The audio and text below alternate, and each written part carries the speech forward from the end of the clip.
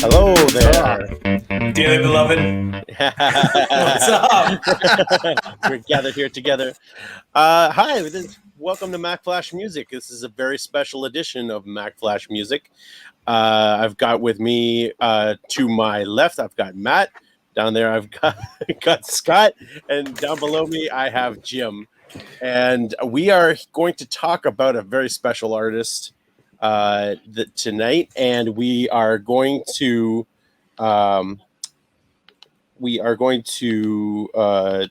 because it is his birthday. It is his birthday week this week, and we have been celebrating all week long, and we have decided to do an extra special edition of Mack Flash Music to celebrate that man's birthday. And I am talking about the purple one. Oh, and that's Prince. the picture to use too. And he's also known as the artist formerly known as Prince. He's also known as the artist, and he's also known as the copywritten love symbol. Yeah. I've been dope, suspenseful with a pencil ever since Prince turned himself into a symbol. So that is our topic tonight. We're going to be telling top 5 Prince songs. We hope you like Prince, because if you don't, then basically you are a terrible human being. And you don't like music. Then you don't like music. Basically what it comes down to. So tonight we are going to start by going through our top 5, going 5, 4, 3, 2, 1. And I guess that I am going to start. And I am going to start with a song from 1985. It is from the album Around the World in a Day, and it is Pop Life. Pop Life was his 8th top 10 hit within a 2-year span. It reached number 7 in the US. And for me, this song I just love it. Can you guys hear that? Yep. Is it good volume? Sir, perfect. It's just that beat. It's just such a cool, chill song. I love the background vocals. It's just one of those tracks that kind of comes out of nowhere, kind of glides in, and then glides out at the end of it. And it's got this like weird segment near the 3/4 mark where it cuts to like what sounds like a boxing match. It has like a bell and some like cheers and boos, and so people speculated that was from actual audio from the 1981 Rolling Stones tour, which Prince opened up, and he actually got booed off the stage in LA when he opened up for the Stones, and so people had speculated that was live audio from that, but that is not the case, because it is from a sound archive, because it's in another video that came out. But I just found that really funny that that Prince opened up for the Rolling Stones, because that's kind of a weird fit, but especially in 1981, but also that these lunatics booed him off the stage. Yeah. And they probably like 10 years later were like, wow. And no, they're probably 10 years later, they're probably bragging to people, oh, I saw Prince, I saw him live in concert. But anyway, that's my number 5. So I like I said, I really dig that track. I had that on cassette when I was a kid, and that was always a favorite off there. That album also has Raspberry Beret, which is the other single off it. But Pop Life was always my track off that album. I loved it. It was just real chill, real laid back. Justin Timberlake, you weren't booed for first. Well, I was gonna say that because that's what's funny because there's a lot of comparisons between, and I'm sure we'll get to that talk. But there's a lot of comparisons to JT now and Prince and him kind of famously didn't get along. And then to hear that's the first thing I thought of. I'm like, oh, Timberlake was booed at a music festival with the Stones too. And then to hear that, it's like, oh, wow, they're really connected. But yeah, great. All right. So, Matt, what do you got? Number 5. My number 5 is probably the only deep cut. Well, it's for certainly the only deep cut I have on my list. It's a song from the Sign of the Times, and it was used. It wasn't released as a single, as far as I can remember. And if you try to find like a music video for it, I think the first thing that comes up is his appearance on Muppets Tonight, where he sings the song "Starfish and Coffee." Yes. Okay. I remember And that. it's a song about him being in elementary school at some point, and he's the weird girl in class who, when you asked her what she liked to eat, her response was starfish and coffee, maple syrup and jam, butterscotch clouds and tangerine, and a slide order of ham. And Awesome. in the Muppets Tonight skit, Prince is sitting in the commissary. Clifford and Rizzo show up, and Prince says to him, I can make a song about anything. Hey, what's on the menu? And one of the waiters, it might have been Pepe, one of the waiters says starfish and coffee and all that stuff. It's like, I can make a song out of that. And of course he goes to a previous song he recorded into a cute little video about all these kids, including a Prince Muppet standing in line and singing a song about this weird girl. Who knows if the song is true at all, but that's what it's about. A weird girl he met in class one day. That's fun. And as a deep cut. And I wanted to put it in there because of, I'm a big Muppets fan. And I was like, I remember he was on that episode. What was that song? And I had to look it up so I could recognize it for this list. There we go. That's it. Cool. Well, I did a crash course this week, and AB and I know we've been talking a little separately. He's the expert. He's came well before, so he got to experience a lot of like Prince in his heyday. And I was born in 87, the year Sign of the Times came out. So I do remember my first foray into Prince, and it's a vivid memory. I think it was like 98, 99. I would have been 11 or 12. And I remember my dad had a Mustang, and I'll never forget, he put on like one of the greatest hits album of it. And the first song that came on was Let's Go Crazy. And it was the whole Dearly Beloved, We're Gathered Here. And I remember being in the passenger seat being like, what is this music? What is this? This is so, I didn't know what the word abstract meant at the time, but I was like, this is so abstract and big and like, look, bombastic. So Prince I've always carried with me. And I've always had an utmost respect for the man. And then this week, he's like 37 albums. I listened to probably about 14 beginning to end just to get through, and I listened to big playlists and tried my best to come up with a really good list. And my list at one point this week was like 20 songs. So we're gonna dive into it. So I'm gonna get started on my number 5. My number 5 is one song that I've known for a while. It's obviously came out when I was a kid, but it's one that I listen to on the regular. I have Prince set on my Sirius satellite as a favorite artist, and this is by far the song that comes up the most, and that is off of his Love Symbol album, and it's My Name is Prince. You heard it play earlier, and the reason why we're going to talk about this today is, but on the 7th day, he made me. So I was looking at this is the song that comes up all the time. Favorite artist, Prince, My Name is Prince. Listen all the time. What a cool song. What a badass song. Prince is coming out here with the Love Symbol album, and it's the second single, but the first track off that album. And I went back and looked at some Billboard album reviews of this album. And one I love was like, this is Prince at his most arrogant, almost too cocky, bordering on unlikable.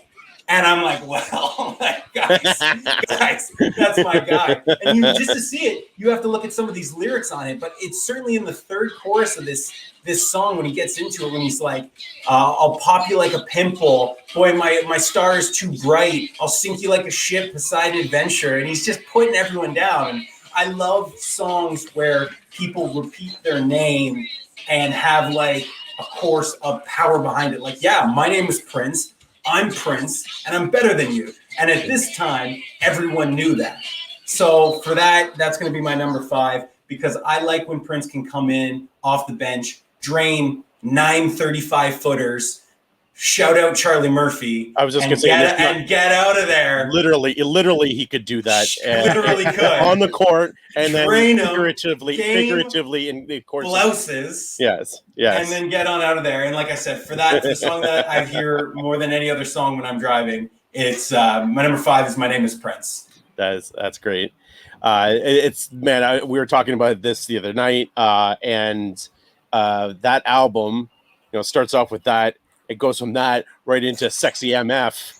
Yeah. And that was the title single off that album. Yes, and like those 2 tracks back to back are like a punch to the face and a punch to the gut. Like they're coming hard. They're coming real hard. And yeah, I love that whole album. But those 2 tracks just start that album, and just it does not let up. So yeah, that's a good one.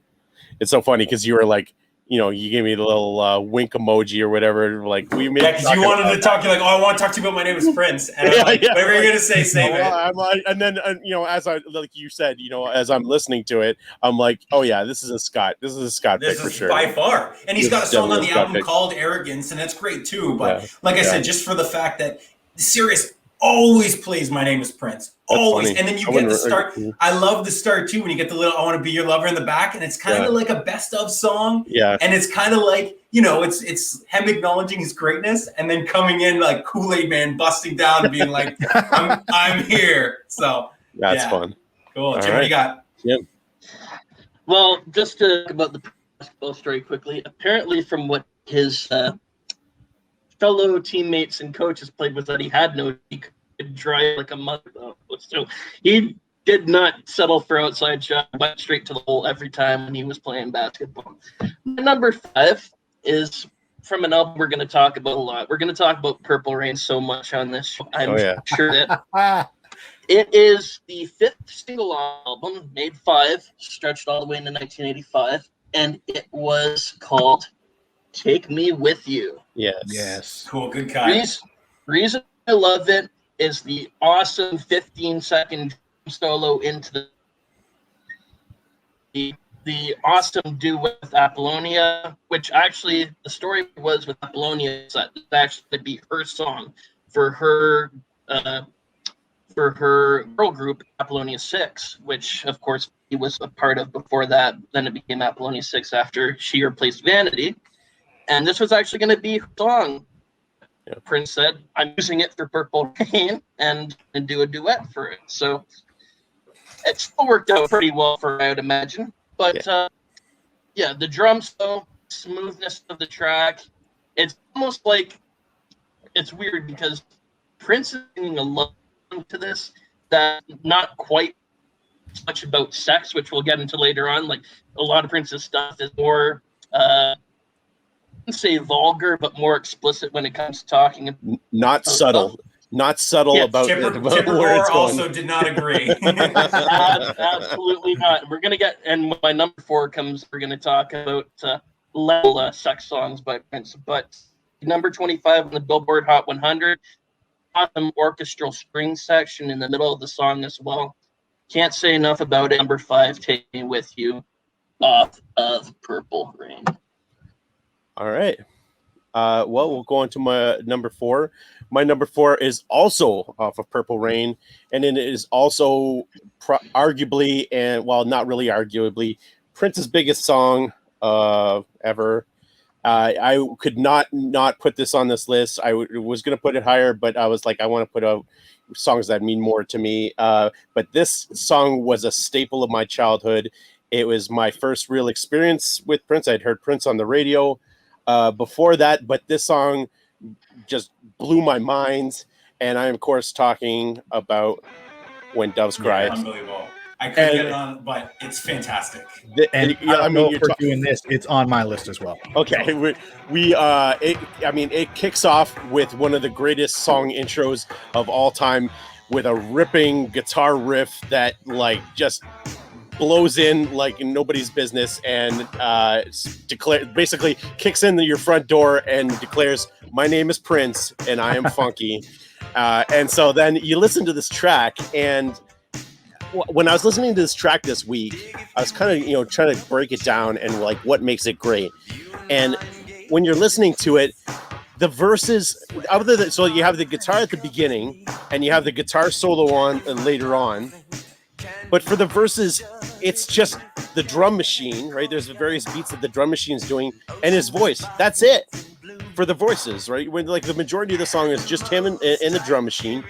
And then you get to the chorus and there's a little bit of the synth stabs, and then there's a little bit of synth stabs throughout it. But like you go the two note synth stabs right here during the chorus, like do do do do do do do. But that's it. It's the track is so minimal as far as like instruments go, but like just hit the power of his voice coupled with the like crazy great drum beat from the drum machine, the Lin M1 drum machine.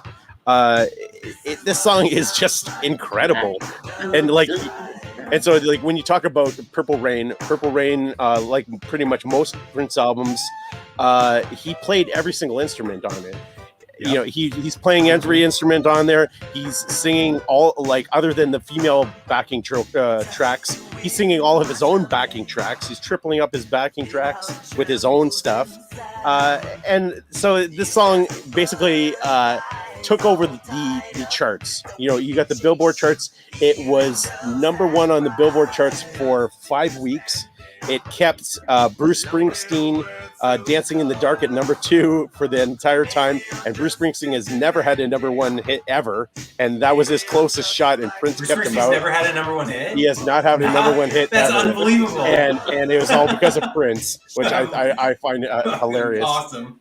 And so he wrote the song. He wrote the song for the soundtrack, and so I was reading that the director was like, "Okay, we need a couple more songs for the movie, and can you write some more songs?" And so he basically wrote this and another song the night before coming in and bringing it in. So he wrote the song in a night. So cool. And like that's insane. That's insane to me that basically this was the Billboard's #1 song of 1984.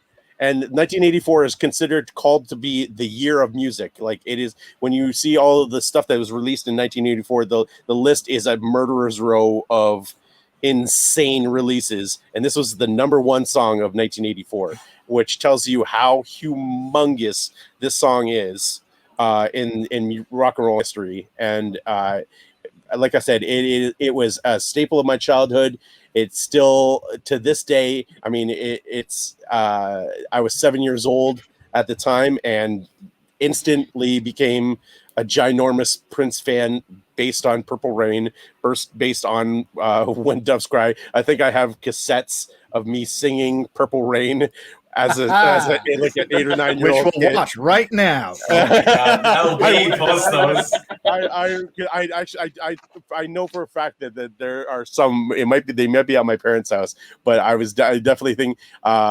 So yeah, I love When Doves Cry, and like I said, I wanted to put it higher, but I wanted to give some love to 3 other songs. I'm dying to jump in here. So there's 2 things I want to say. I couldn't put on mine. It is an incredible song. It's definitely Prince's most personal song. Like it taps in realistically, and it makes sense when you say that, because even I listened to it probably 15 times this week, and I don't want to shoehorn a guy like Kanye in here, but you look at what Kanye did with 808s and Heartbreak, where it was really stripped down and it was sad and it was emotional stuff that he drew, and he did that with like the 808 synthesizer machine, and it's the same beat that he does with When Doves Cry. It's just that beat in the back with him singing, and you're like, this song could inspire that whole Kanye album, which then inspires the whole genre of like people who have Drake and The Weeknd and Juice WRLD who have copied him, and it's all traced back to When Doves Cry. And the fact that you said he wrote it in one day, you're just like, Prince went home, was super sad, and was like, I'm going to draw upon my real relationship with my father and his mom, and it wasn't great,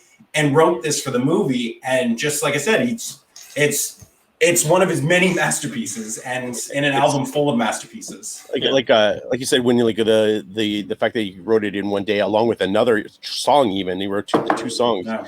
We'll get to some other songs later on the list where he wrote another. I'll get to the different songs, but he basically wrote it half asleep, and it's another one ginormous hit, and we'll get to it. But like the guy can basically literally write songs in his sleep. And he wrote so many. Well, that was so the famous thing at Paisley Park too. When he passed, I watched a bunch of stuff. He has a studio in every room because he doesn't know when he'll get the inspiration. So he had studio and instruments in every room of his house: the bathroom, the living room, the garage, everywhere.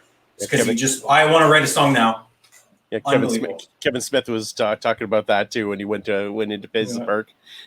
In An Evening with Kevin Smith. If anybody watching wants to watch that, Kevin Smith has a very long story about how he meets Prince for the first time, and one of the anecdotes in that story talks about how he was walking around the house at Paisley Park and saying things to maybe someone or maybe to himself about how it's like, wow, this is a lot. He was maybe making fun of the room he was in, and then he walked over and saw a little plaque on the door. It says, all of the rooms in this house are wired for sound. Yeah, that's right. And then he's like, wow, that's interesting, because if he ever comes up with a song idea, then he can just, And so it's like, he heard every word I just said about whatever is recording the entire time. Yeah. That's funny. All right, Matt, what do you got for your number 4? I don't mind continuing. I said When Doves Cry is on my list, and I don't mind continuing the talk about that song right now. We failed to talk about the video. Oh, yes. And it's one of a very iconic video, if not only for one specific shot of Prince stepping out of the bathtub half naked in the very big hair. Yep. And it also includes clips from Purple Rain, the movie itself. Yep. I think it's probably the, as far as marketing is concerned, the one, you see it all the time when a song is written for a movie. They add clips for that, and so it's certainly one for that. A version of this song, which I like very much, appeared in another movie, Romeo and Juliet, the Leonardo DiCaprio, Claire Danes, Romeo and Juliet, where a choir is singing it in a church, and that might have been, I'm sure I heard the Prince on the radio singing it, but that was clearly the first connection to that song was that version in that movie for me. Makes sense. So you would have been like 8, 9. That makes sense. Oh yeah, around that for sure. Okay, that's fine. Now a recent memory as far as When Doves Cry is concerned is I was reading Ready Player 2 earlier this year. Yeah, and that chapter, man. I think it's like 3 chapters. It covers like 3 chapters where I can't see him. I got the high five in Funko Pop form next to me here, where Percival and H and the rest of the gang find themselves on a planet that is dedicated to the world of Prince, and the mission is to defeat Prince. They go through Paisley Park and slash the tires of his Little Red Corvette. They find the purple guitar and smash it because they know Prince can use that as a weapon or whatever. They eventually meet Prince, and it's 7 versions of the purple one himself. He's the purple one. They describe what he's wearing, what each version is wearing. Gemini from Bat Dance, his cloud suit, the third eye one, and Prince, at least 3 other versions of Prince himself. And they battle him. As I was reading it, 2 things came to mind. One, it read very much like a Pokemon battle, as far as or live action role playing. It was very much like attack. And at one point, H says, we need more stay in the times. They throw and essentially almost throw out a Pokeball, and the time shows up, and they have to battle the 7 princes as well. And producing power. And Morris Day produced Janet Jackson albums? So she shows up, and they start singing Rhythm Nation. That's right. As that was happening, I was like, to be fully immersed into these few chapters, I need to have a Prince soundtrack playing. I grabbed my iPod, pop them in, hit When Doves Cry, and I was just picturing the battle happening to that track and thinking, this is never going to make it to the big screen. If it does, it would be amazing. But I have a feeling that chapter will get cut out when. Well, when or like they'll make another artist to do it. Yeah, it'll be. I thought it's. Oh my gosh! Stop it. Like I thought the similar thing, but it might now that he's tragically passed. He's whoever's got the key to the kingdom. May lend it out or sign off on that. Which Yeah, would be amazing and worth the price. But you're right. I mean, definitely while he was alive, that would never happen. Probably 3 chapters of that book would never happen if while he was alive. So you're like, you say you have to go up against defeat me. Well, do you defeat me? Yes. No, that ain't happening. But that will do it for me as When Doves Cry. All right, my Scott. number 4 as well. Cool. Okay. Number 4. You guys want to continue the Purple Rain talk? Sure. Okay. Because we're going to talk about the maligned sequel. Oh my gosh. So the kid's back. Yeah. And he's still battling with the time. Mm-hmm. And I watched it. And Purple Rain was a hit. Massive hit. Did 15 times its budget. I'm looking at Graffiti Bridge here with a budget of 7. It had a box office of 4. But you can't deny that I think first or second song in this film, and it's the second song on the album, is an absolute banger. So it's New Power Generation. You don't like this? No, yeah. Not what I would have picked from this album, but that's okay. That's okay. So I get it. I listen, and I mean, not knowing the context, I was 2 when this movie came out, but having affinity for the 90s music scene, the New Jack Swing, the stuff like that, re-listening to this and watching the film, I'm like, oh my God, this song rules. Just the message of the song. Prince looks like $1 million. You know, he's coming out and saying that they're the new power generation, and it's such an okay boomer song. Get out of our way. We're going to change the world. The only thing in our way is you. And I'm watching it, and it's just a great performance. It's dipping into hip hop and New Jack Swing, and it even starts as Prince's new sound for the 90s. And it was a reinvention of it. And again, the movie is unwatchable. At the halfway point, I'm like, this makes no sense. Okay, good, because you're messaging me and saying the start is great. The first 20 minutes, it's cool, man. Watching? Yeah, you are watching Graffiti Bridge, right? The girl, I'm just like, this I can't get into. Yeah. But this song as well too, super cool. He dives in, it's a little harder, a little bit more bass to it. He ramps up the funk, and like I said, as listening, does it share similarities with Rhythm Nation? It's funny that you bring up Janet. Yeah, Rhythm Nation and this sound almost identical, but the same kind of stuff. We want to change the world. We want to make the world better. We're the Rhythm Nation. We're the new power generation. But for the thing I said, it makes a good song. It most certainly was going to be my number 4. It's a harmless song, and I wanted to shout out something else too. So. Well, it's not. I wouldn't say it's harmless, and this is one of the things I don't like about it. When you're talking about the New Power Generation was the name of his new band. So he basically kicked the revolution to the curb. Basically re-recorded all of the albums and all the stuff so that they wouldn't get the revolution would not get royalties, and hired on an entire different band, and they were called the New Power Generation, and so the NPG for short. And so when you get to Graffiti Bridge, basically it's a reinvention of Prince, but it's also a reinvention of his whole band. So like Wendy and Lisa, they get Dez, they all get the boot, and it brings in all new people to work with. So, like I said, it's not totally harmless, but the actual song and the lyrics behind the song are good. But when you go into the backstory of what was going on, your old-fashioned music, your old ideas, Prince is sick and tired of telling you what to do. Jim, what do you got for number 4? Well, you said this was a harmless song.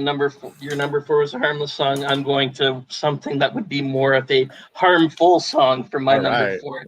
I like it. It's off of his groundbreaking 3rd album, Dirty Mind, which basically was just an album about any type of innuendo regarding sex. A lot of I don't know what's the word, but it was really out there with regards to talking about sex. And it's an album track. It didn't make a single, but my number 4 is Head. Yes. Yeah, it's great. It combines a bit of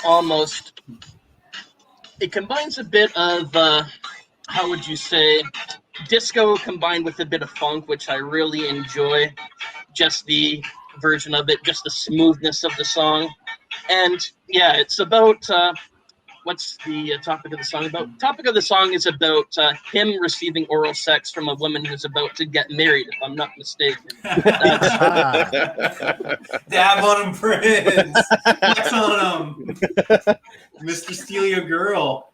And yeah, absolutely. Only guy who could steal your girl while wearing her shoes. Absolutely. And we were talking about, and it's songs like this, it's other songs off the album that made Robert Christgau, the famous music reviewer, and this might be the reason why he pissed off Rolling Stones fans, was because Robert Christgau said about this album, Mick Jagger should fold up his penis and go home, because this album was just so raw in its talk about sexuality, its beat, everything, the lyrics, and Head just can't get enough, and it's number 4 on my list. It's great. I when that album came out as a little kid, and I didn't get it. I much like all of the rest of Prince's stuff, I didn't get what was going on. I just knew it was crazy and like nothing I had heard before. And so as I got older and I'm still listening to it as a teenager, I'm going, wait a second, is he singing about what I think he's singing about? Yes, he is. That's what I said. Like, Prince is a lot of things. Prince is like, we've used a lot of adjectives to describe Prince. Subtle is not one of Prince's attributes. He is definitely not a subtle. Was never a subtle human being. So that's fun. I like that. Mm-hmm. All right. You could almost imagine that song in like a Studio 54 type setting too. Sure. Like we talk. Go ahead, Matt. I was just going to say, not just that. Currently on my computer, the desktop wallpaper is of the Max Rebo band. And as that was playing, I moved a window over and I see Max Rebo with his fingers on the keys. I'm just like, yeah, I could see that happening. That's hilarious. All right. We're going to go to our number 3s. My number 3 is another gigantic hit. It is from 1983, the year before Purple Rain, and it is from the 1999 album, and it is Little Red Corvette. Mm-hmm. And this has one of my favorite intros ever. The synth line in here, coupled with the beat, and then when it kicks into the synth bass, which will come up in a second. This track basically has everything you want in a Prince track. He's got the nice verses he's got going on here with the nice like chill synth. Goes into the chorus, which is very poppy, very hip, and then you have a crazy guitar solo, which I did not know until this week is not Prince. It is actually Dez from the Revolution, and it is the only instrument in the entire 1999 album that is not played by Prince. It is played by Dez from the Revolution, and so when he played this song live, he would often play it just him at the piano. Which, if you get a chance to check out him, there's a bunch of video clips that you can look up of him doing Little Red Corvette. He's often doing it just him on the piano, and then the band will kick in later. But people said that's one of the reasons that he didn't do the guitar solo, so he didn't want to reenact it, do someone else's guitar solo live, which I thought was another Prince move. And so this was one of the very first videos. I think it's his second video to play on MTV, and it was a huge video on MTV. Is number 6 on the Billboard charts in 1983, and just a humongous hit. And for me, it is a go-to song when I do karaoke. I love doing Little Corvette when I do karaoke. It's just a great song to sing. And like we're just talking about, has very not so subtle innuendos regarding the song is basically about a one night stand, and he's kind of one night stand with a very promiscuous young lady, and he uses a lot of innuendos about cars and about horses. And my favorite one always from it is, she had a pocket full of horses, Trojans, and some of them used. I'm like, whatever could that mean? I don't know. It's crazy. So for my money, number three, Little Red Corvette is always been a top Prince song for me. I adore it. Great. That's fun. That's a fun song. I remember as a kid, like I said, driving, like going back, and I remember being like, that was one of my go-tos because it was about a car. I mean, yeah, didn't know, but yeah, and it's car, and then you're driving, so it's a classic, like fun top-down song. One of the things too I like about it is that he kind of shows vulnerability in it too. Like usually you think of Prince as this like sex machine, but then he, like in the actual verses, he's kind of intimidated by this like wild woman, and like he doesn't know if he's up to the challenge even in a couple of the verses. But I love it. All right, Matt, what do you got? Number 3. Before I get to my number 3, just 2 things I forgot to mention about When Doves Cry. That opening guitar riff was a one take or best take effort, because he said later he could never ever replicate it perfectly like he did on the album. Oh man, I believe it. It's so good. I love the delay when it kicks out. Like it's got the wild intro, the wild beginning to it, and then you hear the delay at the end. Anyway. And secondly, Ready Player One, the movie, was put out by Warner Bros. We're still on Ready Player One. Because since they released a lot of the Prince music, they could easily get the rights to those songs and use them for Ready Player 2 if the time were coming. Okay, let me know how it is then when you go see it. So my number 3 is also from, or as we will continue throughout the episode, from Purple Rain. The opening track to Purple Rain, Let's Go Crazy, is my number 3. Anybody else have it? I don't know if we're going to talk about it later for sure. Go on about it though, brother. Well, it opens the album and the movie in a terrific opening sequence to the film. We get to see Prince ride around on his purple motorcycle, approaching the First Avenue theater. Apollonia is hustling cab fare. She arrives in the town. The cab fare is like $40. She's got 60 in her hand or something, and she bolts to find a sleazy motel to stay in across the street from the hotel. Morris Day has his hair up in a scarf, ironing out his clothes that he's going to wear on stage. Jerome is downstairs opening the door for him, limo door as well. Those guys are hilarious. It's also a song that opens the movie Kingsman, Golden Circle. Yeah, I thought of that too when I was listening to it. Yeah, when I saw that came out in late or September 2017, and Prince had passed away April 2016. Yeah. So there was some time between his passing and then his music getting used for songs, which I was going to say that's probably allowed. Yeah, I was just going to say probably had something to do with that. It might have been the first one because when the opening to Kingsman Golden Circle happened, it takes place. Eggsy is fighting some henchmen inside like a limousine as they're driving to some location. It's a great action sequence, and the song fits pretty well. It just seemed almost too soon. Mm-hmm. When I saw it, I was like, wow, how did they get that so quickly? Just forgetting it had been over a year since his passing, but it really just seemed like too soon.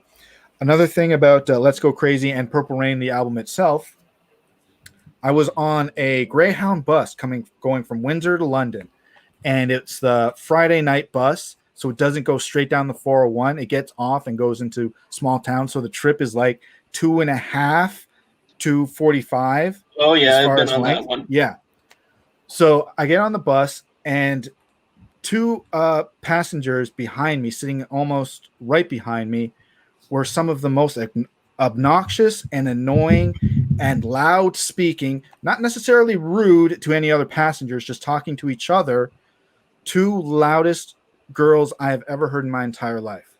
We got, I was listening to some podcasts, and I think the week before I had downloaded the album Purple Rain onto my iPod. So as we approach a sign, I see London is doing the math, is about an hour away. I was like, you know what? I need to drain these girls out of my ears. Purple Rain album, Let's Go Crazy is the first track, cranked it up, and I managed to have, a much more blissful ride to London for the remaining hour. It's just, this is so much better than listening to them back there. That'll do it. What I think is hilarious about that opening up the movie is, so Prince and the Revolution played Let's Go Crazy. They tear it up, but then the club owner and the crowd are not into it. They're like, yes, you guys, we don't want to hear your old stuff. You guys are like, you guys are garbage. Get that crap out of here. Kid plays right? the stuff we don't want. And so then they'd be like, bring on more Stay in the Time. And they go on and it sounds exactly the same because it's all written by Prince too. I'm like, wait this is ridiculous. Like, you're gonna say that Let's Get Crazy is garbage and you're bring on more Stay in the Time and say this is amazing. You're like, okay. That was written by God herself. Suspension of disbelief, right? That's when you got to bring. The whole movie is like that. All of Prince's songs suck, and Morris Day and the Time are playing bangers. Apparently, songs that are almost a degree better than YMCA. They're just songs with easy, dance tracks to them. That Prince wrote. Prince wrote and mostly performed for the story of the movie. Every time I watch it, I just laugh at that scene, especially the club owner, and just like, get that shit out of here. I'm like, okay, club owner. Scott. Cool. Okay. So my number 3, we are going to run it back. We're going to continue the Purple Rain talk, guys. And we're going to continue it with one of the greatest opening lines of a song ever. And that is, I'm not a woman, I'm not a man, I am something that you'll never understand. And I, of course, am referring to, I would die for you. Incredible as it comes up, as it's tapped into, when you're looking at When Doves Cry being one of his most personal songs from the context of the film, and his father and Ham, his father's a beater, and, he's kind of following down the path. And there's some stuff there. It's not conveyed as well, but the fact he doesn't want to turn to his father, and his father is the suicide attempt, and finds the notes, and I'm like, this is really good. This is good stuff. And as his father said to him, is I would die for you, and then he sings the song, I would die for you. And just this stuff right here, the synth and the beat to it, just an incredible song. I don't know. There's a lot of backstory of it as well too, but you're looking at an album here that's pretty much equivalent to 27 Yankees, where every single song off this album is an all-star, and I just resonate to the entire chorus of this "I Would Die for You" here. Another special moment, and another reason why it does have a little bit of longevity with me. 2018, the Super Bowl.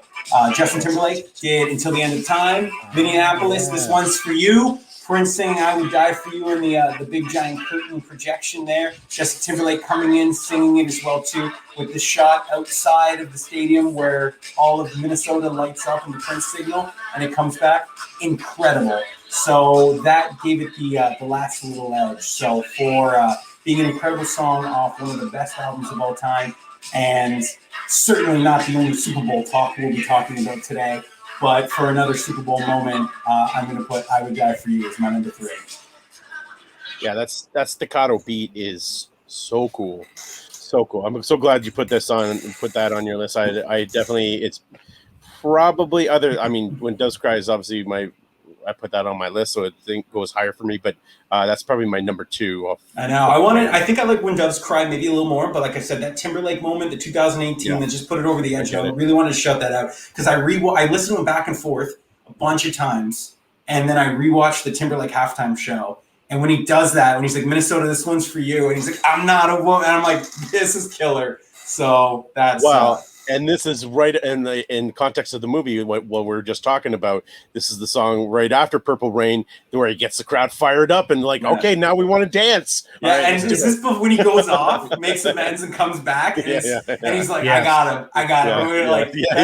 He knows, and I watch it, and he just trolls back. I think he goes and locks eyes with Apollonia, and then comes back and plays this, and Baby I'm a Star, and you're just like, oh, this dude's a star. The kid made it. So like especially during this song, I watched Purple Rain, and I watched Sign of the Times, the concert video. And when we talked about Michael Jackson, we talked a lot about Michael Jackson's dance moves. And obviously Michael Jackson's dance moves are super iconic. He's got, a ton of great dancing moments that people know about forever.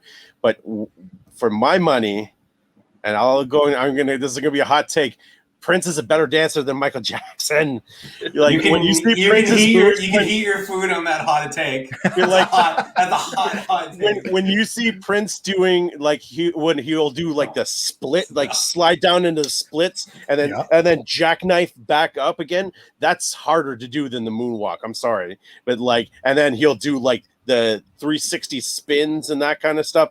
That's not easy. That's not easy at all. And like, famously influenced by James Brown. Wanted to be James Brown. I mean, who didn't, but that's exactly. And so like when you watch a lot of Prince's moves, they are electric. And so obviously MJ's got a lot of great moments that are super famous. But we watch Prince and he's never standing still. He's constantly moving, and his dance moves are wild, super sexual, and crazy. Like, he's got some crazy moves. So I wanted to get that in because I know he does a lot of really great dancing in I Would Die For You. So cool. And you want to talk about crazy with his stage performances too. Just jumping off the speakers when you're wearing high heels and playing guitar. Yes. It's like no wonder why the guy had hip problems later on and was walking with a cane, unfortunately, because he was that much of a showman when he was doing this stuff. Yeah. And leaving it all on stage. Yeah, absolutely. Sure. And probably one of the top 5 party musicians of all time. Like when you go to certain artists like a Bruce Springsteen or a Garth Brooks or a Prince, you're there to have a good time. And it's just like, it's not just an event, it's a fucking party. Yeah. A 20,000 person party. Yeah, for sure. If not more. All right, Jim. So it's on to my number 3. All right. AB, you talked about the second track off of 1999 earlier, if I'm not mistaken, for your number 3. Mm-hmm. I'm going to talk about the title track. There you go. It is 1999 by Prince. And it's a party anthem. Like every time you go to a New Year's party, you're going to hear this song. Yeah. and we actually lived through the transition from 1999 there are 2 New Year's songs, and one is 1999 and one's Will 2K, and Will 2K references 1999. Yeah. Like, that's how powerful this song is. There you go. Absolutely. And it was so powerful that it charted 4 different times on the Billboard Hot 100. So 82, it was released later that year. It was number 44. The first time it was released later in the year, it reached number 12. Then it charts again in 1985. And then, the year it was talking about, Party Like It's 1999. Yeah. It's charts again on January 1st, 1999. So it's funny, that entire year, basically 1998, all through 1999, all the way into 2000, that song was like every day, all day, nonstop. And I was like, okay, I can't listen to this song ever again. And it's just like basically within the last couple of years that I can even listen to it and enjoy it, because this song coincides in like my first foray into Prince, because like I said, I was 12 when this was like reintroduced, and it was the biggest song of the year. Yeah. I'm thinking Prince was a diabolical genius in a way because he knew if I write a song about 1999, I know that somewhere down the line this thing is going to chart again and it's going to be somewhat relevant to the world. Smart. So yeah, foresight. Yeah, how to have the foresight to do that? That's wild. Yeah, that's great. And I love the song just because it was supposed to actually be an original 3-part harmony between a couple of his backing artists from the Revolution, but they decided it didn't sound right. Let's each do a line and then come in with the harmony afterwards, which is so smooth, so awesome. So the harmonies are just beautiful on the song. And then it's just, it's a party song. You feel good. You want to dance when you hear this song. Number 3 is Prince's 1999. You'll probably hear it in December again sometime. When It's coming. It's coming. It's not going away anytime soon. It's coming like a clockwork or a calendar, baby. Yeah, so now it's played at all the retro parties, right? Yeah. Like going to a party like we're gonna have a 90s party. Oh, it's 99. All right, we're gonna go into our number 2s. My number 2 is probably not what you had expected to, but this has been one of my all-time favorite Prince songs. I got into Prince because of Purple Rain in '84. This album came out in 1987. We've already talked about it. It's Sign of the Times, and it's one of my favorite Prince albums. And this is the first song on the second album, and it is "You Got the Look." This song gets me fired up, and by fired up I mean what I mean. This song is so hot. That guitar riff, that beat, and then you bring in Sheena Easton, basically with a duet with Prince. And when you watch the performances, and that she's in the music video and she's in a lot of the live performances of this song, the sexual energy between Prince and Sheena Easton is palpable. It is hot. I definitely will say that. And so this song, this song came out when I was at 10. So again, I didn't really know what I was feeling, but as I got older, I was feeling it. And this song is pure fire.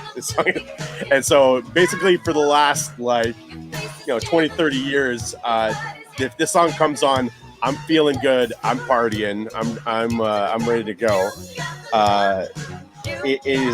This is one of the many times, and we haven't really brought it up yet. And I always think it's funny to talk about it. He uses his sped up female voice, which is called Camille. He says he's singing as Camille, and he actually had an album that really wasn't released. He was going to release it as Camille, but he uses it quite a bit here, and he uses it for the part where here we are, folks, we all dream of boy versus girl in the World Series of Love. And so ironically, but not ironically, but funny enough, this song was released in 1987, in the summer of 1987. In the fall of 1987, the Minnesota Twins won the World Series and brought the championship back home to Minneapolis. And so Prince was the good luck charm, apparently, in 1987, made reference to the World Series of Love, and the Minnesota Twins answered the call and brought the World Series home. So I thought that was for you sports honks down here. That would be pretty fun. That's cool. Good for him. Yeah. Yeah, he didn't see too many major championships, so that's definitely one. That came up in the research, and I was like, oh, I'm definitely throwing it in there for those guys because they'll love it. So yeah, my number 2, You Got the Look. It will, like I said, it doesn't matter where the place, any place, anytime that song's coming on, I'm ready to go. Let's go. Number 2, gentlemen, let's broaden our minds. Lawrence?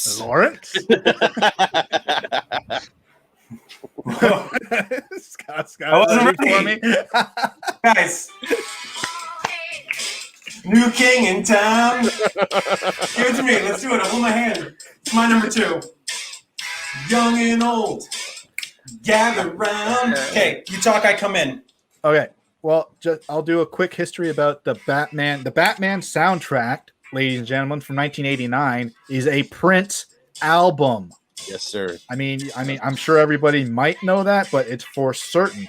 Danny Elfman did the score. You can buy both those albums, all the orchestral stuff.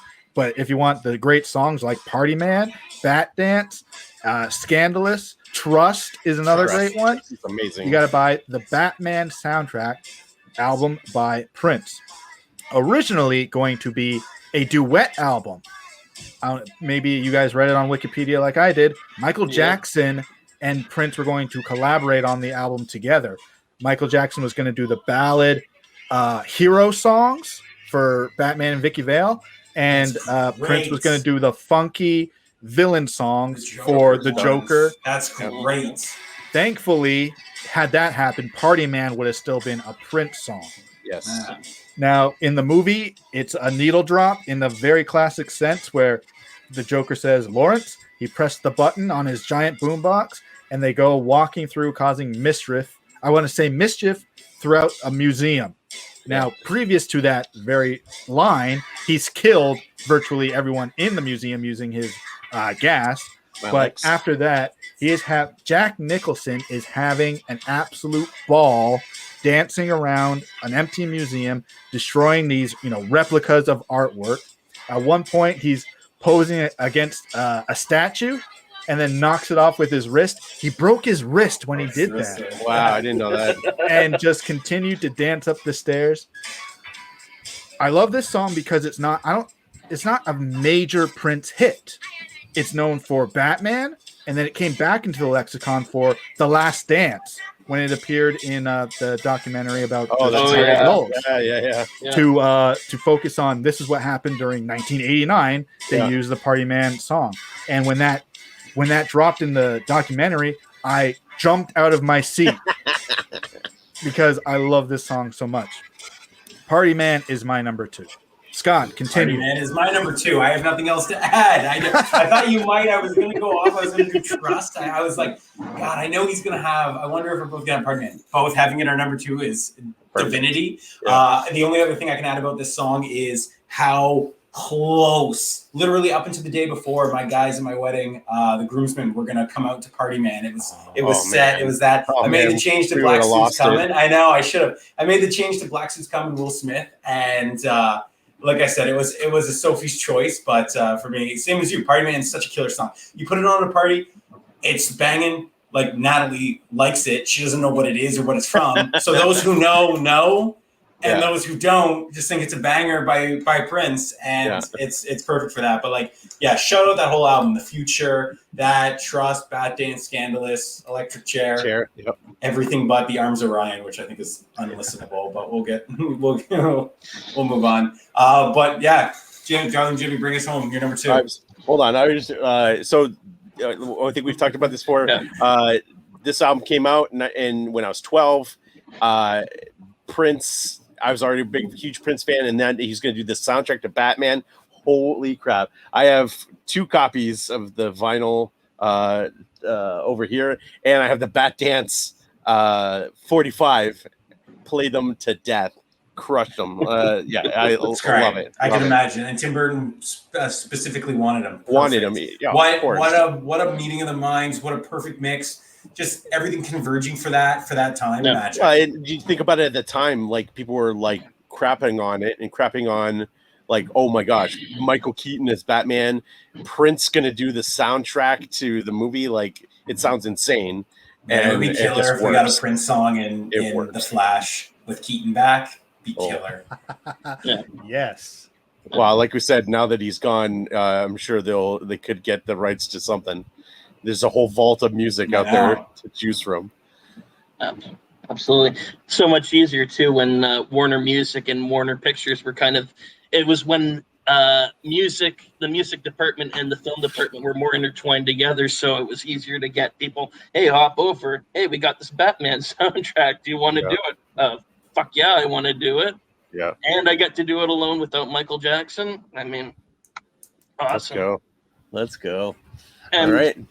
Partly why I feel an affinity to that song as well, or for that whole album, was that actually Bat Dance was the #1 song the week I was born.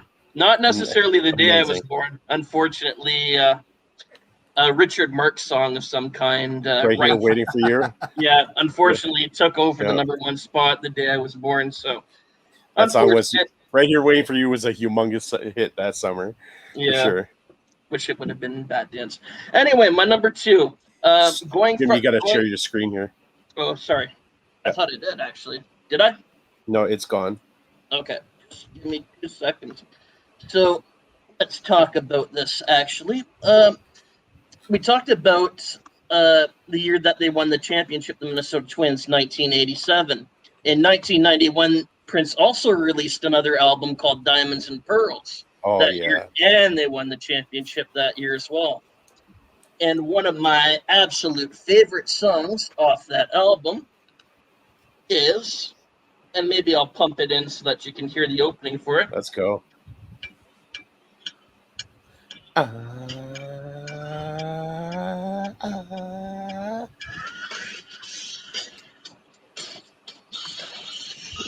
Cream, his 5th and final #1 hit.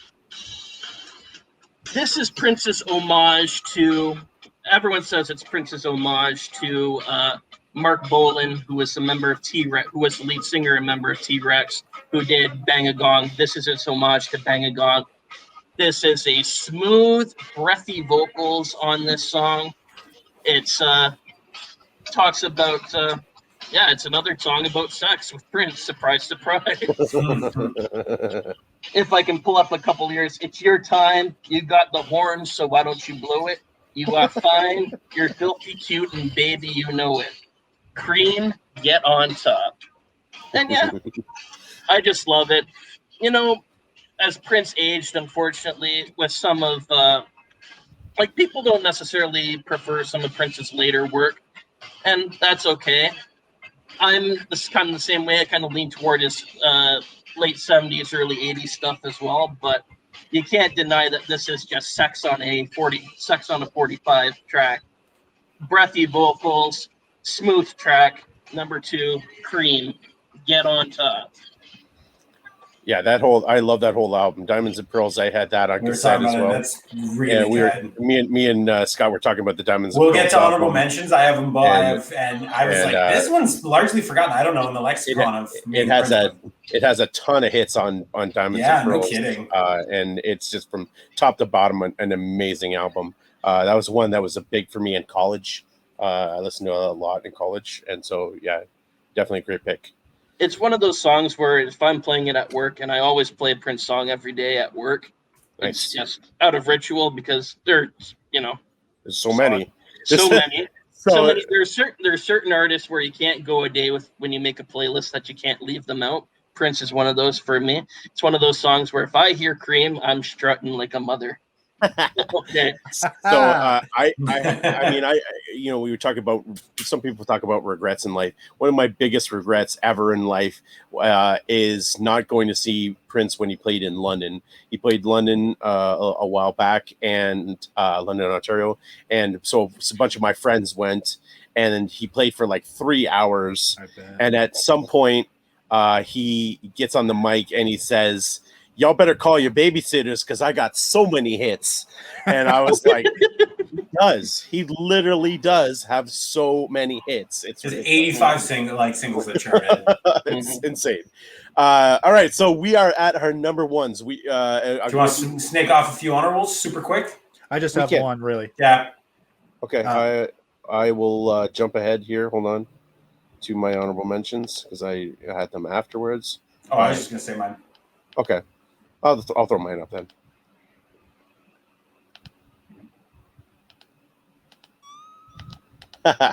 All right. Peace in the Temple 7.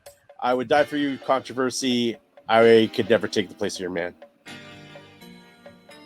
Cool.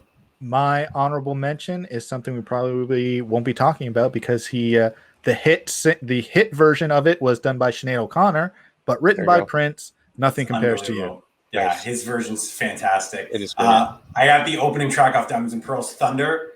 Cream, and Baby I'm a Star. I could have loaded this all up, but Baby I'm a Star is just an electric toe tapping jam. And my honorable, obviously, Bad Dance because of the time when I was born, and as well this banger called Raspberry Beret. There you go. Like him, I did find it at a secondhand store. Yeah. All right, we're at our number one things, and I kind of spoiled it with my bad showmanship there. My number one is a song, been my number one Prince song for at least 20 years or more. It is a song that I have played a lot when I used to DJ all the time because it is so danceable and so chill. It is a song that is not found on any Prince studio album. It is found on some of this compilation. It is found on the Let's Go Crazy single and is the B-side Erotic City. This song, and so I was reading about this song and it made a lot of sense to me. This song he wrote the night after he had seen Parliament. He went to see Parliament in concert, came home and wrote Erotic City, and he revealed that when he was inducting them into the Rock and Roll Hall of Fame, which I thought was interesting. This song is just basically him and Sheila E. It's her Sheila E.'s debut with Prince on a track, and so the two of them basically have this thing back and forth in the song, which I said like in my number two between Prince and Sheena Easton. The same kind of deal here where they have this back and forth that I really love, and it's got that. The best thing about this song is that bass line, that doom doom doom doom doom doom. It's like, oh man, it gets me fired up, gets people moving on the dance floor. Like I said, I've played this quite a bit when people are dancing and people get into this track. One of the other funny things about this, and if you have the Let's Go Crazy single, is there's a subtitle to this, and the subtitle is Make Love Not War, Erotic City Come Alive. So that's all on the little 45 record, which I thought was pretty funny, but it is also not the longest title of one of his things. If you want to check that out, check out the subtitle to 17 Days, which is one of his other B-sides. I won't go into it because I'd be sitting here for 5 minutes saying off the title. It is the longest title, album B-side title of any song ever, literally. So yeah, this song forever will be my number one Prince song. I love it. I always request it. There it is. 2 copies, AB. So if you want to talk trade, we'll get. All right. I'm down. One of the things I think is funny about this song, and so there was a lot of controversy over this song because this song, even though it was a B-side, got a lot of airplay, which is how I found out about it. Both Prince and Sheila E. have both come out and said for years. Well, I mean, Prince isn't saying anything anymore, but up until his death, he was saying it that they say we can funk until the dawn, making love till Sherry's come. And so, in order to get it on the radio. And so they swear that that's what they're saying. They're saying funk, F-U-N-K. You listen to the track, I ain't buying it. My name is Prince. I do not say we did not come to funk around. I'm no, that's not the line. Sorry, Sheila E. and Prince. I ain't buying it. That's not what you're singing on that track. And so there's a whole bunch of radio stations that got fined, despite the claim that they're saying funk. They got fined for playing the track unedited because they claimed it said funk, and it's not. It's not saying funk. So I thought that was really funny that they tried to get that on the radio, and a lot of them did get it on the radio, and they paid the price for it, which I'm not mad at. I'm not mad. That's worth the money. Worth the money. Well worth the money. But you did say it was an homage to Parliament and George Clinton, so I mean, he was the funk master, so it's F-U-N-K funk. I mean, I get it. I mean, I buy that argument. If that's what gets it on the radio, then hey, I ain't mad. Let's go. All right, Matt. Number ones. My number one is probably not a surprise. It is Purple Rain from Purple Rain. Now, of course, it was a hit coming off the movie and the album and as a single and everything. But when it really stuck to me when he performed it at the Super Bowl 41, February 4th, 2007. Me and some friends of mine are up in Blue Mountain, Ontario, ski lodge. We are having a good time. That was a Sunday, so I think that was the night before the day we were leaving, and we put on the Super Bowl. I think two of my buddies were they were interested because it was Peyton Manning was going to win his first Super Bowl, and I really couldn't care less. Then the halftime came on, and I asked, "Who's the halftime show?" And they said Prince. I was like, "Oh, okay, let's check this out." And to this date, for me personally, and for a lot of critics and best of lists, it is the best Super Bowl. Don't look away, Scott. It is the best Super Bowl halftime performance of all time. Without a doubt. No question. Now, what really makes it is because he doesn't do just his songs. Mm-hmm. He opens up with Let's Go Crazy, and then he does Baby I'm a Star. Then he goes into Proud Mary, which is Creedence, more famously known by Tina Turner. He does a bit of 1999. Then he does All Along a Watchtower, Bob Dylan, and more famous by Jimi Hendrix. And then Best of You, a Foo Fighters track. And while this is all going on, I'm mind blown. My mind is blown because he's doing a Foo Fighters song. This is terrific. Then it goes into Purple Rain, which was done tremendously. The local university or college marching band is out on the field with them, playing along. It fits wonderfully. The thing goes up, and you see a silhouette, and it's funny. A controversy because the way he was holding his guitar made it look somewhat phallic.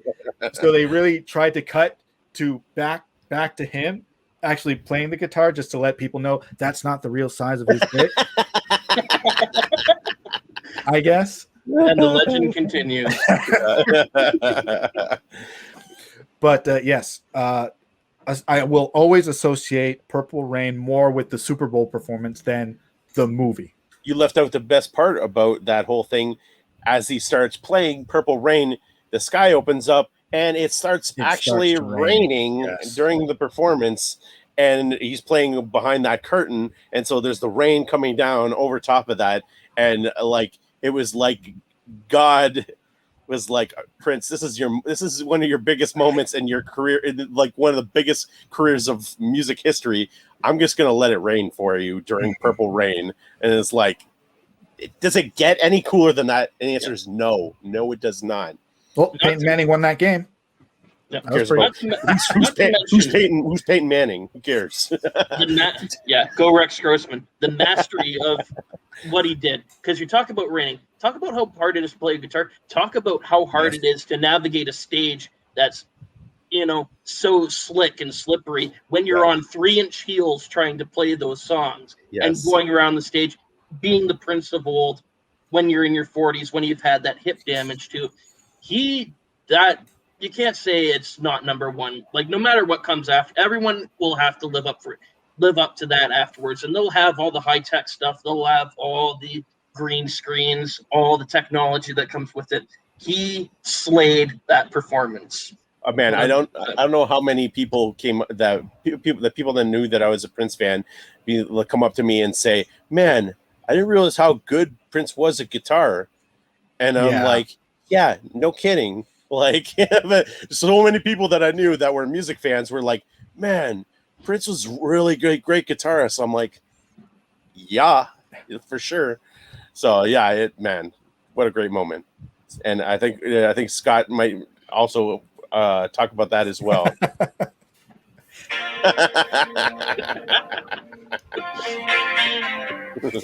So everything you just said, let's actually watch, shall we? It's the greatest Super Bowl thing I've ever seen. This transcends a musical performance. Other than that, this is his magnum opus. This is his masterpiece. This is his Sistine Chapel. This is his Hey Jude and his Stairway to Heaven all rolled into one. There's no Prince and Purple Rain coexist in the same kind of energy atmosphere that just transcends their own thing. I watch Super Bowl halftime shows all the time. I wanted to do a Super Bowl halftime show episode just because I want to talk about this specific performance as well too. And as you already pointed out, it was raining, it was pouring as it's coming through. And then when the curtain goes up too, it's just an incredible look and an incredible image. And I tell people, and I don't mean this lightly, this is the pure definition of music as art. This is, I watch this performance when I want to like feel something. And I don't say that lightly. This is the highest magnitude honor you can pay a musical performance, and short of no other live performance of anything, I'd say that this is at the top. And if you're going with the two best musical things ever, it's probably Whitney's Anthem and Prince's halftime show. And just encompassing, we know the song, everyone knows it. Purple Rain. You can go to a 11-year-old in Istanbul or a 70-year-old man in London, England, and they will know Purple Rain. And everyone knows Purple Rain, and everyone knows Prince. So just to add on everything else we already talked about, and the absolute electricity of that halftime show, the marching band, everything else in Miami as it rained, it's got to be Purple Rain, guys. Yeah. So that's where I'm on that. So to add bits on that, my number one as well is Purple Rain. Yeah, I was gonna say I didn't want to overthink it, because sometimes the easy answer is the right one, and that's how I went with it. So I'm just gonna quickly say my number one. Don't share my screen, AB, because I can't really follow that, but I do want to spend the last little time talking about kind of the mystique and the mythos of Prince. My number one was "Let's Go Crazy." It was Matt's number 3, but it's a kick-ass banger to start off. But I do want, but in the last time that we have here, because we have about 10 minutes before we got to cut this thing off, the mythos of Prince, because let's talk about it, because it almost seems like the legend grew, like, especially even after he died, but even so before that time, like late 2000s, early 2010s, there was such talk about like different stories and different legends about Prince. Like Jimmy Fallon, when Prince had passed away, talked about it was like his Chappelle Show moment where he played ping pong with Prince. Amazing story. Yes. And it's like, I think Jimmy would really be good at ping pong, so let's set this up. And so Jimmy is like taken in this like great big limo over to, I think it was Prince's house or a hotel that he was staying at. Now, this was the night or the day after his baby had just been born. Okay. Jimmy's baby. Jimmy's, yeah. Yes. And so he's taken in this room, and then Prince appears out of nowhere all of a sudden, as he tends to do, apparently. Yes. Out of the smoke and out of the shadows, in his crushed purple suit as usual, takes off his coat, and then they start playing. And I believe it was, I think he ended up winning like 21-17 or something, and then Fallon ends up saying is that after match point happened, he just disappears and vanishes again. Prince whacks it hard. Jimmy dives to get it, misses, looks away for a second, turns back, and he's gone. Yeah, amazing. Pick up the ball, say good game. He's gone. Game of blouses. And the other thing too, and about that one as well, the mythos about that one is that Prince was later asked about the Charlie Murphy story, and he just grins when someone asks him about it and says, with his cute little smirk, he says, the beating took place exactly as it happened. Well, the funniest thing about that story for me is is at the end of it, Charlie Murphy is basically like, you don't believe me? You don't think that happened? I dare you to challenge him. Challenge Prince to a game of basketball. And be like, I dare you. Like, he's out like, that's the funniest thing about it. I'm like, that's so funny. As he's saying it, both hands are hanging from the moon. He takes one hand off, and then he takes both hands off. Prince is levitating in the air. Which is a bit that me and my cousins would use because the basketball net would be so low, and we'd always be dunking on a 5-foot net or whatever, hanging off, and then we would do that before we saw that. So long before we saw that skit. That was always a terrific joke. You're hanging by one, and then shoot the J, and then slowly descend from the rim is amazing. One other story involving Jimmy Fallon's band, The Roots, the band on who backs him up on the show. Kirk Douglas, the guitarist, during one episode, Prince is the musical guest on Fallon, and him and the Roots are all talking to stuff about music and everything else, and he notices Kirk's guitar, and he picks it up, and he's like, "This is an amazing guitar. How much you want for it?" Kirk's like, "No, that's not for sale." And Prince says, "Okay, can I use it for the performance when I do my songs?" So, yeah, of course, I'd be honored to. You pretty much raise the price of the guitar by doing that. So Prince goes out, sings and performs and plays on the guitar. And in Prince fashion, I think we've all watched the video of him doing "While My Guitar Gently Weeps." At the end of it, he takes off his guitar, throws it up in the sky, and walks off stage. He did that with this guitar. I'm sure in his mind he was like, "I'm going to destroy this guitar, and then he'll have to sell it to me." Takes it off, throws it up into the sky, walks off stage. It hits the ground, breaks in half, and then he says, "How much for it now?" Kirk's like, "Absolutely not. This is a guitar Prince destroyed. It's far more valuable than it was when you asked me the first time." There's speaking of the Roots, Questlove, years and years ago, and it's available online. You can find it. Wrote an incredible article on Prince for Rolling Stone, and you can look it up. And it is about the influence Prince had on Black music in general, and like basically the Black community. And it's an amazing article. If you guys get a chance to read it, check it out. That'll be my last thing on this, because just for the boundaries that Prince pushed, both for race, for gender, for sexuality in general, he was one of a kind. There will never be another Prince. There will never be an artist as prolific as Prince. The man literally has thousands upon thousands upon thousands of recordings that, probably some of them will never see the light of day, just because there's not enough time in history. There's an album coming out next month. We're talking about that today. There's an album coming out next month. But like, even if they released an album per year, which they wouldn't, the most that they could release is maybe 2 albums per year. There's a vault. There's literally a vault of music that's, may or may not come out. But like the guy, it's funny. You hear about the hardest working man in show business, James Brown. No. The man, his name was Prince, and the guy did not stop recording, and like he had so much stuff. It's insane. You talk about groundbreaking, AB. It's almost like he was, like we talked about Little Richard on one of our earlier shows, and I see Little Richard in Prince. I see Little Richard, but cranked up to like 100. Yeah. And with the mythos too, it's like Prince was so. It almost seems like as long as it wasn't malicious or anything, he seemed to enjoy it because it just made him more in the eyes of people. It's like that, the legend of the 10-foot tall giant, but he grows a foot every time.